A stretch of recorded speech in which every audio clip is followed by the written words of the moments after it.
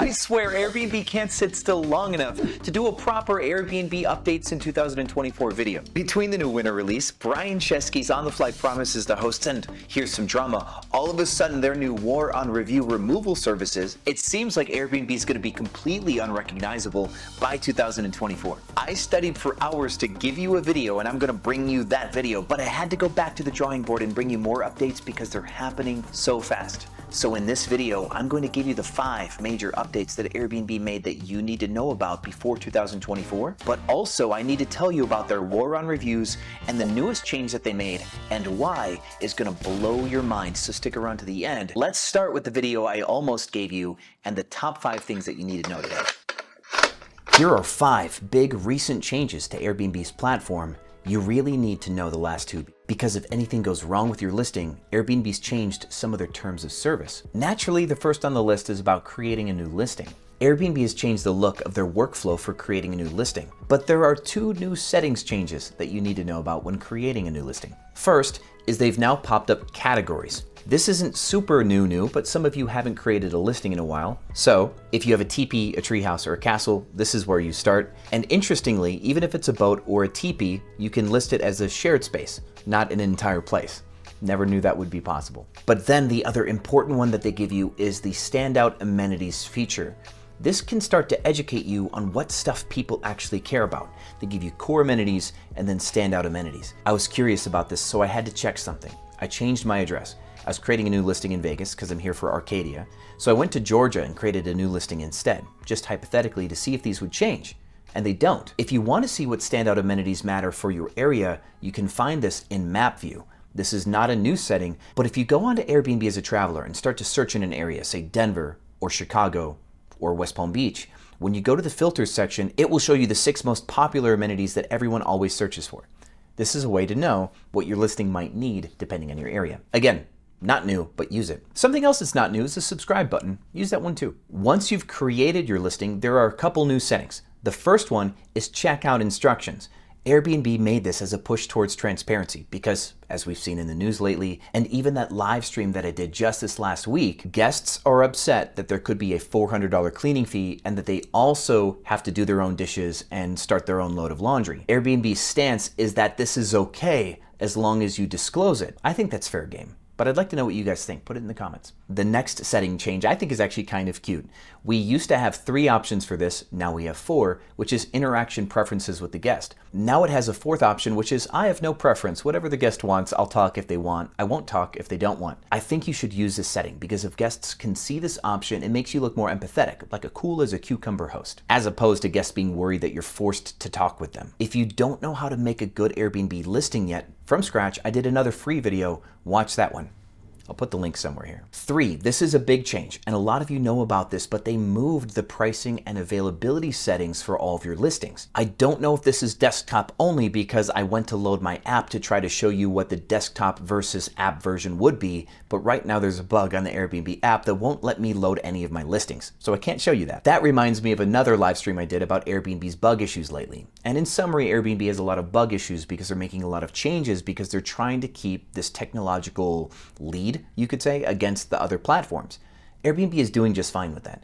The fact that they have a multi-calendar and multi-day discounts, like 2-day or 3-day discounts, they have a good lead on their tech. They're just trying to keep the pace up so that way people can't catch up. And now if you want to make pricing and availability changes to that specific listing, from the multi-calendar, click the one listing. And then to the right side, you'll see a right banner that has all of your pricing and availability. What is new here is they also have a short stay cleaning fee. This is another area where I have to warn you, my friends, because Airbnb has had a bug, and I believe it's with API partners or channel managers, that if you do not set this and your channel manager does not set this, sometimes Airbnb can communicate with your channel manager and think that you've put a $0 short stay cleaning fee. So check here and see if it says remove next to short stay cleaning fee. Even if it's $0, if it says remove next to it, that means that you're set at $0. Be careful. Now these last 2 can get pretty heavy, guys, and so you might get upset. I'm not here to tell you to get mad, but be it as it will.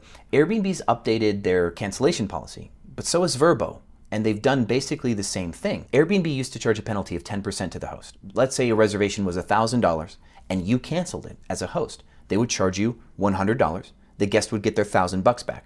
total of $1,100. That penalty used to cap out at $1,000. So if you had a $20,000 reservation, the guest would get a $20,000 refund and you'd get fined $1,000. Airbnb still has the $50 minimum, so even if you had a $20 per night shared space and somebody booked for $20 and they canceled, Airbnb will bill you $50. Kind of rough. Now that infinitely large 10% can keep growing, but it gets even worse. I believe they followed in Vrbo's footsteps here. If you cancel within 48 hours of the reservation start time, they will charge you a 50% penalty. And if you cancel between 48 hours and 30 days out, they'll charge you a 25% penalty. So that penalty can get massive. If you have a luxury property that has a problem and you have a $15,000 reservation and you have to cancel the day before for something egregious, but if Airbnb doesn't believe you or decides that it's not an extenuating circumstance, they can bill you $7,500 as a fine for a $15,000 reservation and the guest gets a $15,000 refund. Airbnb is going to make a lot of money on this. This last one I have some strong feelings about too, because Airbnb's always been designed to be good for the host, for the little guy. Lower the barrier to entry. You don't have to be smart to be a host, right? Well, their host guarantee air cover allows you to get paid back when guests do damage. Airbnb does honor this, but as a way to make sure that they don't pay too much money or too frequently, whatever, they've added one more fiery hoop to jump through, which is that you have to complete this request form for every claim that you do. So if you filed a resolution claim for smoking or for damages or theft, and Airbnb honors that and says, yeah, sure, yeah, we'll pay you, they may not tell you that you need to file this form. They will or will not sometimes. One of my friends and a student of mine for 4 or 5 years, he's the one that shared this in our Facebook group, the hosts of Airbnb Automated, and he's got a point. Sometimes they tell him to fill out this document. Sometimes they don't. There might be times where they don't tell you to fill out this document and you forget to, or never even knew that you had to, and then they won't pay you for that big damage. I'm not saying that this is completely nefarious. This could be oversight because not everybody at Airbnb is well trained, but there is a woman in California who lost her house and $300,000 in debt because of a damage claim that Airbnb won't honor. These can get pretty serious. I'm going to leave a link to that post in my Facebook group where you can get this document down in the description or pinned down in the comments. Because of these changes in layouts, you will be working from the multi-calendar a lot more. I really think you will be, and that's a Pro Tools feature. If you can't find it, just go to airbnb.com/multi-calendar and it will force load these features. Airbnb just made another change that is putting hosts out of business again this year. Just like last year, Brian Chesky updated the algorithm during the winter release. This took hosts with great listings, full calendars, and put them at the bottom of search, causing their calendars to go empty. Brian Chesky does this because the Airbnb algorithm is designed to chase interest and chase trends. And Airbnb twice a year updates their priorities inside of the algorithm to push up listings that they think are going to be new or interesting. Every listing is capable of making key adjustments to stay at the top of search, but Brian Chesky doesn't do a public release on what their new priorities are, so it's hard for you to know what changes to make. If you would like to get back to the top of search by learning how the Airbnb algorithm works, attend my program Realgorithm 3, where I will teach you how the algorithm works, and there will be a live webinar where you can ask me your questions. If you miss the webinar, you'll get the replay, don't worry, but join Realgorithm 3 now so you have time to ask me your questions. Back to the video.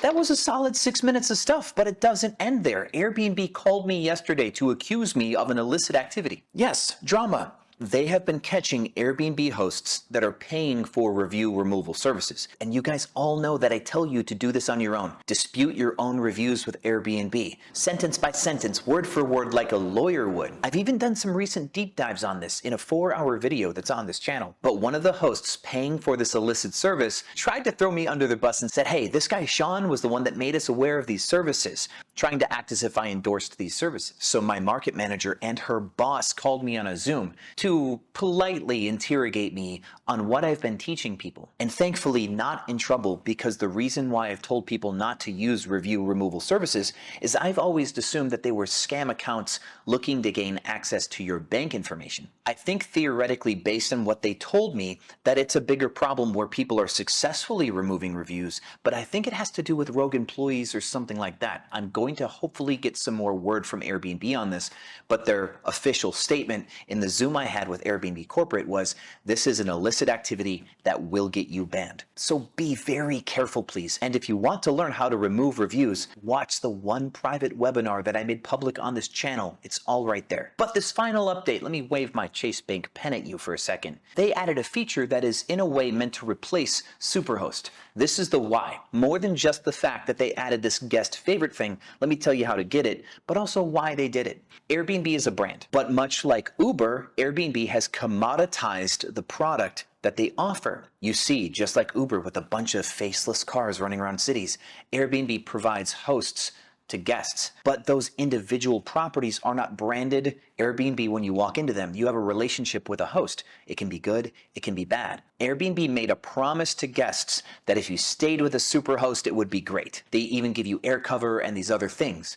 But Superhost has failed, to some degree at least, because even superhosts are letting guests down and causing Airbnb to have negative backlash. Guests are mad at the inconsistency of the promises made by Airbnb. So in return, what Airbnb had to do was make a new promise, a new product, a new way to say, hey, you won't hate this place because we're following a different metric today. And what I believe, looking at hundreds of properties that say guest favorite, is you can get it right away. As long as you have 0 reviews that are 3-star or less, you're good. As long as you don't have any support tickets or notes open on your listing where that review was not as advertised, you're good. Here's an individual side tip. For the last 12 years, Airbnb has not used those individual categories like location, price, value, communication in your review for anything but your internal feedback.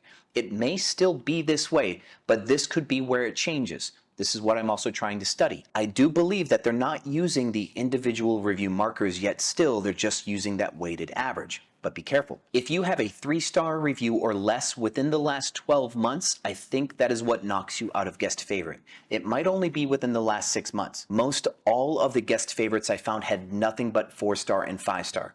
I did find one with 2 3-star reviews. Somebody shared with me one that had a 2-star review, but those were all old. So it's either a overall percentage mix of 4-star or higher, or the absence of a recent 3 or 2-star. But I'm leaning towards the recency one because it's the same way that Airbnb treats Superhost. As long as within a certain period of time you're doing well, you get to be a superhost. And mark my words with a chase pen. I will get to the bottom of this whole review removal fiasco, and I'll get to the bottom of this guest favorites thing too. Airbnb and Brian Chesky are both scrambling to find a way to bring their unique value proposition back to the host space. I really do think they're going to be just fine as long as all of us hosts stick together and make this thing work. Watch this next video on the 10 things that you need to know to run your Airbnb business in 2024. Also super valuable. Thank you so much for watching this video, and as always, I'll see you on the other side.